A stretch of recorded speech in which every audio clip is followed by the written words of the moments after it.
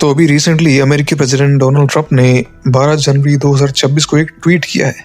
इस ट्वीट में उन्होंने बोला है कि जो भी देश ईरान के साथ ट्रेड करेगा उसे अमेरिका के साथ होने वाले हर बिजनेस पर 25% एक्स्ट्रा टैरिफ देना होगा।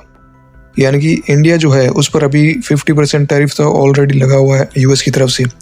ये 25 और हो जाने से 75% इंडिया पर टोटल लग जाएगा।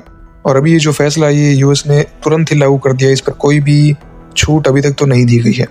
अभी देखो असली मुद्दा क्या है।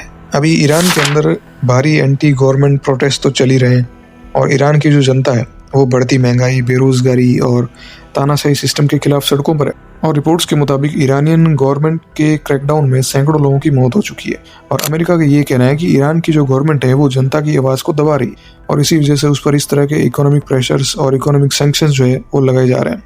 अब देखो ये जो टैरिफ है ये कोई साधारण टैरिफ तो है नहीं, ये सीधा सीधा सेकेंडरी टैरिफ है, क्योंकि ये डायरेक्टली ईरान पर नहीं लगाया गया है, ये उन देशों पर लगाया गया है जो ईरान से व्यापार कर रहे हैं। तो अगर कोई देश ईरान से तेल, गैस या कोई भी बिजनेस करता है और साथ ही अमेरिका को सामान भी बेचता है तो अमेरिका उस पर 25% एक्स्ट्रा टैक्स जो है वो लगाएगा।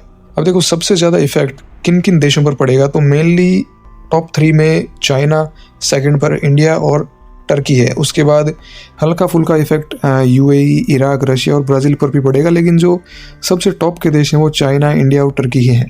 अब ऐसा नहीं है कि ट्रंप पहली बार ऐसा कर रहे हैं। 2018 में भी ट्रंप ने JCPOA से बाहर निकल के ईरान पर सेकेंडरी सैंक्शंस लगाए थे, लेकिन फ़र्क ये है कि तब कंपनियां और इंडिविजुअल्स को टारगेट किया था, लेकिन अभी पूरे के पूरे देश को टारगेट किया जा रहा है। और ट्रंप की जो रणनीति है वो बिल्कुल अभी के डेट में साफ है कि ईरान को पूरी तरीके से आइसोलेट करना है, उसके सारे ट्रेड रूट्स को चोक करना है और उसके सिस्टम को अंदर से हिला देना है, अंदर से उसके सिस्टम पर दबाव बनाना है। अभी इसका जो ग्लोबल रिएक्शन है वो तो ये है कि भैया चीन तो ये बोल रहा है कि हम तो रिटेलिएट करेंगे।